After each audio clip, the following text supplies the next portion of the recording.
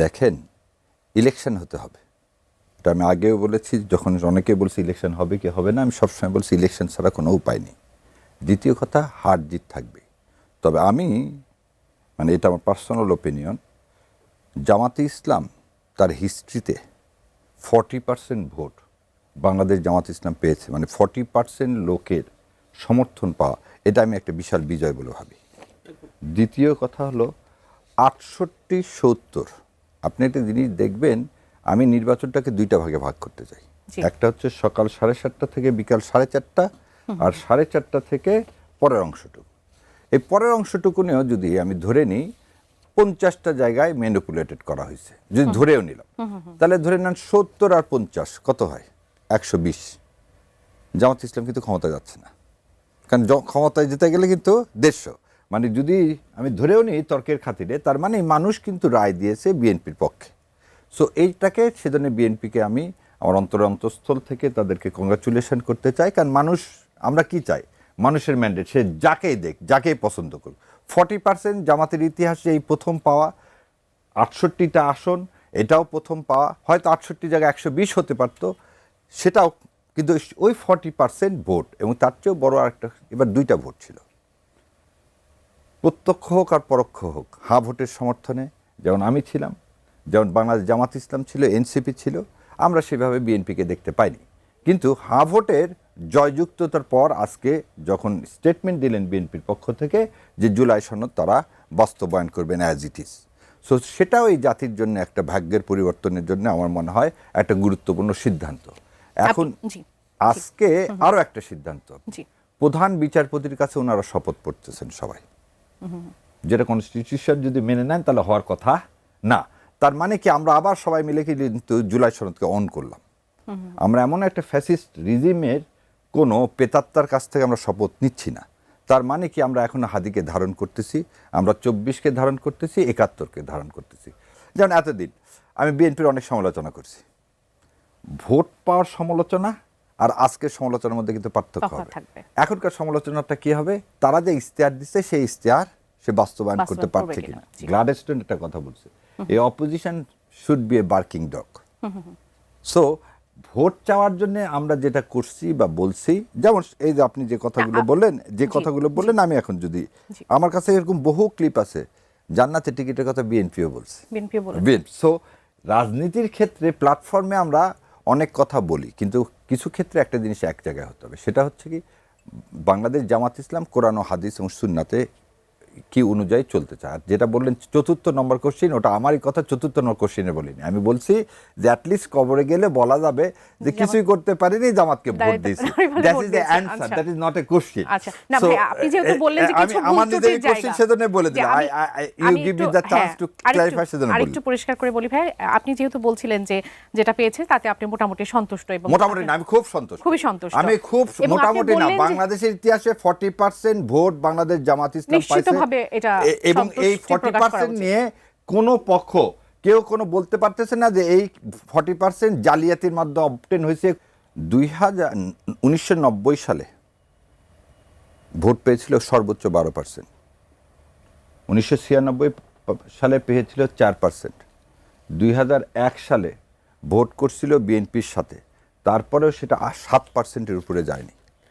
So সর্বোচ্চ vote 91 সালে 12%। So 3টা প্রমিস করছে জামাত ইসলাম। একটা হচ্ছে কি, নারীর বিষয়ে আপনি যেটা বলেন, যে আপনার 3টাকেই বলি, এই 3টাকে যদি জনগণ একসেপ্ট না করতো তাহলে 12 থেকে 40 28%, এবং ভোটার সংখ্যাও কিন্তু বাড়ছে। আপনি একটা জিনিস চিন্তা করেন, আজকে কিন্তু যে টোটাল ভোটার 91 সালে সেটা ছিল টোটাল পপুলেশন। আজকে যদি টোটাল ভোটার দেখেন 12 কোটি, 91 সালে 12 কোটি লোকই ছিল না, 10 কোটি লোক ছিল। তাহলে আপনি যদি সেই জায়গাতেও যান, সিগনিফিকেন্টলি মানুষ এটাকে একসেপ্ট করছে।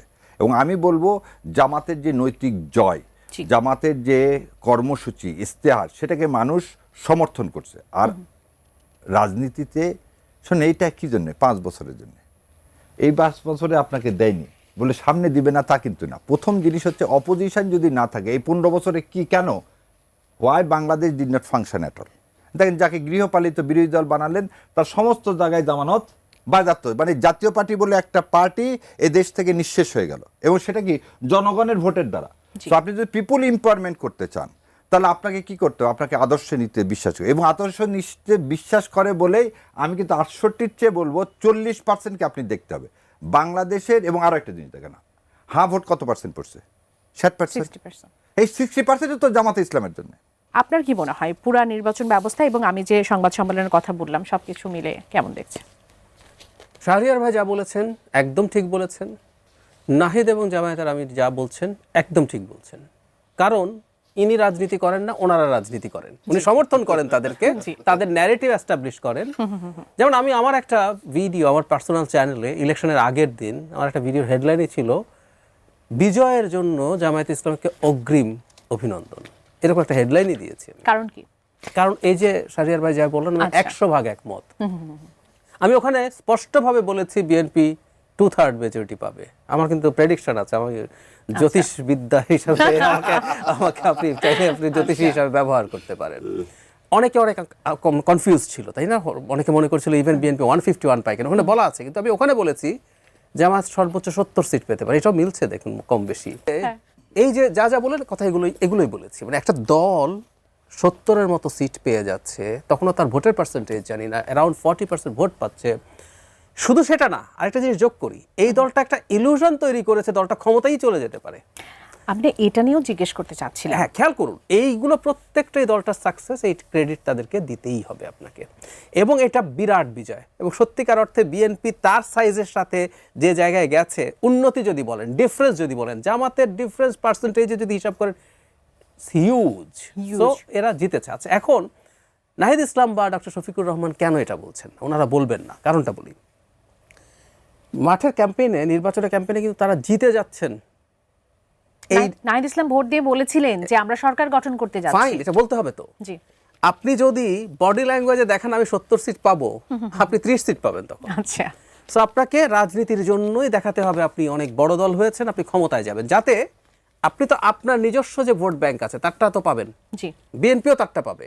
দুই দলই চেষ্টা করে মাঝে যারা আছে, সুইং ভোটার বলি আমরা, বা আনডিসাইডেড ভোটার, তার ভোট পাওয়ার জন্য। তো ওদের প্রবণতা থাকে যে দলটা জিতবে তাকে ভোট দেয়া, কারণ তারা মনে করে জেতা পার্টি থেকে যদি এমপি হয় এলাকায় উন্নয়ন হয়। মানে এলাকায় উন্নয়নের কাজ এমপির না, কিন্তু তারা এভাবেই ভাবেন। জি। তো এটা বলার পর এখন বিপদ কি হয় খেয়াল করুন। আপনি বলছেন আপনি ক্ষমতায় চলে যাবেন, সরকার গঠন করবেন, পেয়েছেন অ্যারাউন্ড 70, মানে অর্ধেক বা তার চেয়ে কম সিট। আপনি কি ব্যাখ্যা দেবেন তাহলে? আপনাকে নেতাকর্মীকে ব্যাখ্যা দিতে হবে, আপনাকে ভোটারের সামনে। তাহলে কি দাঁড়ালো?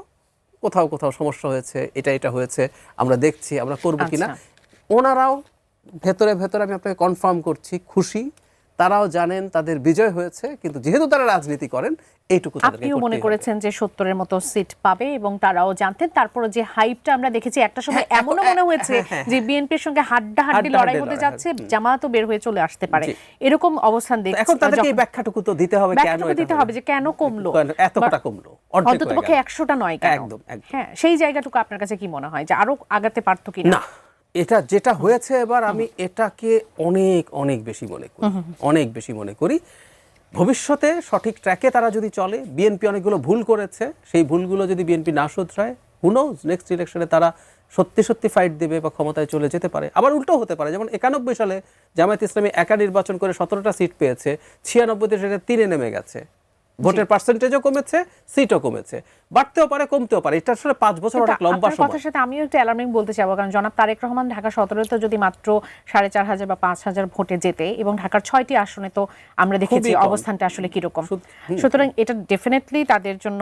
আর জামাত এখন যে অবস্থানে আছে, নিশ্চিতভাবেই তারা প্রস্তুতি নিচ্ছে, এবং ভবিষ্যৎ সামনের নির্বাচনে জামাতকে নিশ্চয়ই আরো শক্তিশালী রূপেই আমরা দেখতে পাবো। স্বাভাবিক। একই সাথে বিএনপিও যে জায়গায় ভুল করেছে তারাও তাদেরগুলো নিয়ে কাজ করবে। ইনফ্যাক্ট গণতন্ত্রের এই জিনিসটাই সৌন্দর্য, দলগুলো পরস্পরের মধ্যে ফাইট করতে থাকবে গণতান্ত্রিক পদ্ধতিতে, প্রত্যেকে গণতান্ত্রিক পদ্ধতিতে চেষ্টা করবে আরেকজনকে যতটা ছোট করে ফেলা যায়, এটাই নিয়ম। এখন আপনার কাছে কি মনে হয় যে এই যে সোমবারে যারা সংসদ সদস্য হবেন তারা শপথ গ্রহণ করতে যাচ্ছেন, এবং জনাব তারেক রহমান নিরঙ্কুশ সংখ্যাগরিষ্ঠতা যিনি অর্জন করে প্রধানমন্ত্রী হতে যাচ্ছেন, তার সামনে তো সব থেকে বড় চ্যালেঞ্জটা আসলে আপনি কি মনে করছেন? যদি জুলাই সনদের কথা তিনি বলেছেন যে গণভোটের মাধ্যমে জুলাই সনদ এটি আসলে তারা সম্পূর্ণ করবেন, সেক্ষেত্রে তো কি প্রধানমন্ত্রী থাকা এবং দলীয় প্রধান থাকার যে বিষয়গুলো, এরকম বিষয়গুলো যখন আসবে, সেক্ষেত্রে তারেক রহমানের সামনে এগুলো চ্যালেঞ্জ হিসেবে আসবে দুটো পদে একসাথে থাকা নিয়ে জুলাই সনদে কোনো সমস্যা নেই। আপনি যদি গণভোটের পেপারটা দেখেন, এর মধ্যে কখতে দুটো ইস্যু আছে, এগুলো বিএনপি নোট অফ ডিসেন্ট ছিল, এগুলো আলাদা করে উল্লেখ করে দিয়েছে।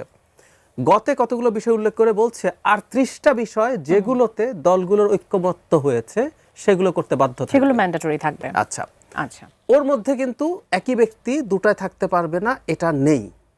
ঘতে বলেছে বাকি জিনিসগুলো দলগুলো তার ইশতেহার অনুযায়ী করবে। তার মানে কথাটা এইরকম, জামায়াতে ইসলামী যদি ক্ষমতায় আসতো তাহলে তার ইশতেহার এবং সে কিন্তু এখানে নোট অফ ডিসেন্ট দেয় নাই। অর্থাৎ বিএনপি কি তাহলে নোট অফ ডিসেন্ট সহ করতে পারবে যেগুলো মানে নোট অফ ডিসেন্ট আছে? না, হ্যাঁ, ওই যে ওইটা পারবে, সবগুলো পারবে না, ওইটা পারবে, ওইটা নোট অফ ডিসেন্টটা কার্যকর থাকবে, ঘতে এটা লেখা আছে এভাবে। সুতরাং একই ব্যক্তি প্রধানমন্ত্রী এবং দলের প্রধান থাকতে পারবে না, এটা জুলাই সনদে যেভাবে আছে। বিএনপি যেহেতু নোট অফ ডিসেন্ট আছে এখানে, বিএনপি সমস্যা হবে না, সমস্যা হবে না, সেই সিদ্ধান্ত তারা নিতে পারবে। বিএনপি এবার আগের মতো করবে না। একটা দল আগে যেসব ভুল করে থাকে, আর তারা রিল্যাক্টেন্ট ছিল, পরবর্তীতে তারাই কিন্তু স্টেপস নিয়েছে, কিন্তু তারা দেরি করেছিল, এটা ট্রু। এবারকার সংকটটা তাদের তৈরি করা না, এবারকার সংকটটা ডক্টর ইউনূসের সময়ে তৈরি। ফলে বিএনপির সামনে চ্যালেঞ্জটা আসলে আছে। জি, তাকে ক্ষমতায় এসেই আইন শৃঙ্খলা রক্ষার মধ্যে আসলে এগুলো পড়ে, এগুলোকে আলাদাভাবে যে মনোযোগ দিতে হবে। আচ্ছা, আরেকটা কথা একটু বলে রাখা ভালো, এই যে এই জিনিসগুলো বেরোলো, এটা কি হঠাৎ করে তৈরি হয়েছে? না, এটা আমাদের সোসাইটিতে আছে এবং এটা আবার অনেক বেশি আছে তা না। কিন্তু ডক্টর ইউনূসের সময় এবং উনি যেহেতু ঘটনাচক্রে এগুলোকে খুব বেশি নিয়ন্ত্রণে আনার চেষ্টা করেননি, এগুলো বেশি দেখা গেছে। সো বিএনপিকে আইন শৃঙ্খলা যদি তারা ঠিকঠাক মতো মেনটেন করে, ওর সাথে একই প্যাকেজে এগুলো কন্ট্রোল হয়ে যাবে।